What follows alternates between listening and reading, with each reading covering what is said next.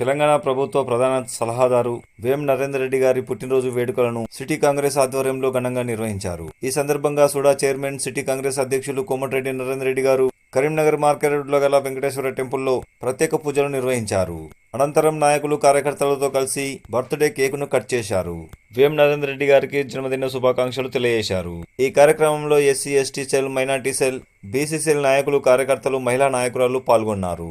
ఈ సందర్భంగా సుడా చైర్మన్ కోమటిరెడ్డి నరేందర్ రెడ్డి గారు మాట్లాడుతూ, వేం నరేందర్ రెడ్డి గారు నిండు నూరేళ్లు ఆయురారోగ్యాలతో జీవించాలని ఆ భగవంతుని ప్రార్థించినట్లు తెలిపారు.